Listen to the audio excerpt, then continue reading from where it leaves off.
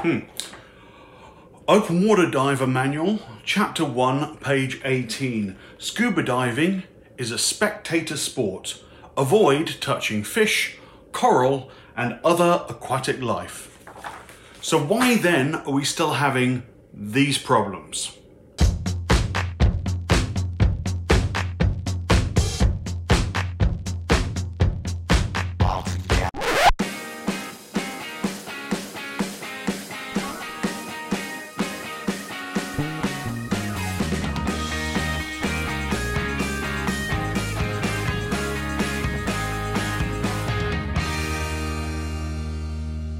Ladies and gentlemen, welcome to Divers Ready. My name's James and this is Mouthpiece Monday, where we take 3 minutes to share our thoughts and opinions on the latest scuba trends. It doesn't matter which agency you did your open water training with, I guarantee you somewhere in the training material was written the words, do not touch the fishies, get your fins off the coral, do not interfere with the marine environment.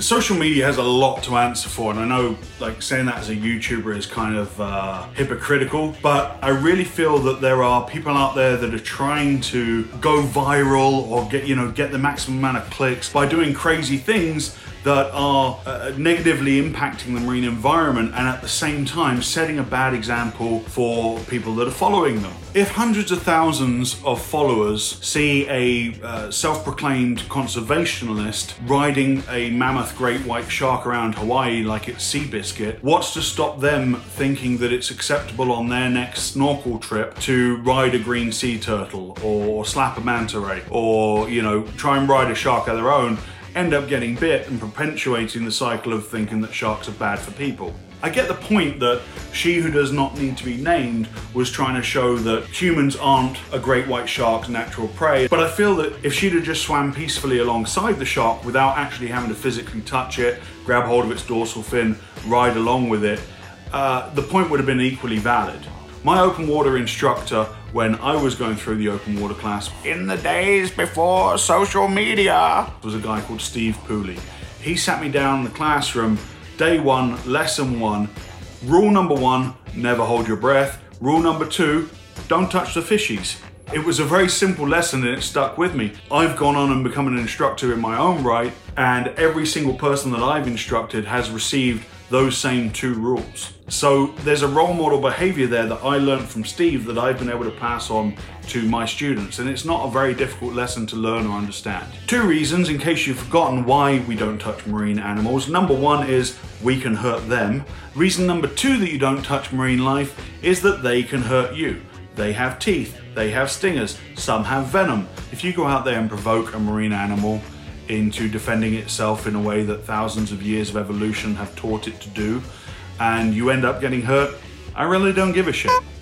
Let me give you an example of the trend that I'm talking about. Close your eyes for a minute and imagine that instead of being one bipedal animal, you are actually a tiny microorganism, or better yet, a colony of microorganisms that over 600 years has perfectly grown into these artistic patterns that ideally cling to the rocks while sucking microscopic nutrients out of the vast ocean. Have you got that? Have you got that image? Okay, then I want you to imagine that one day some absolute douche, and I mean God's perfect idiot, decides to come along. What would make my Instagram really lit, bro? If I carved my name into this coral head. Scleractinian graffiti is a thing now?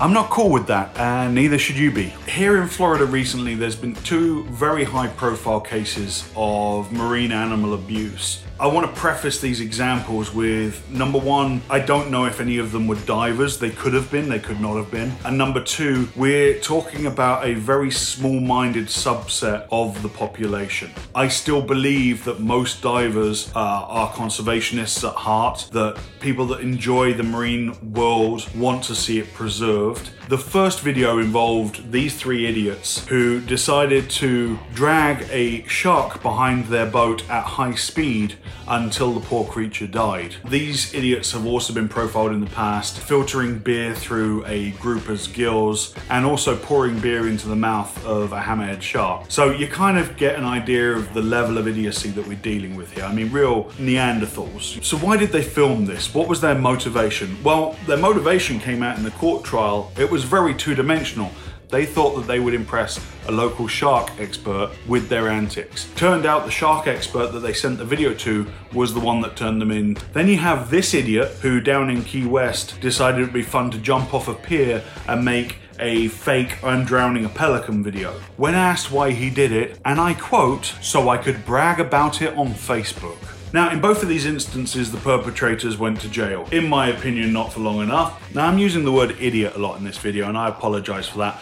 I'm sure these four individuals have mothers, and their mothers probably love them. But you've got to be a special kind of stupid to film yourself committing a crime. Yes, abusing animals is a crime, and then post it to social media. You know, that magical land that has all of your personal information.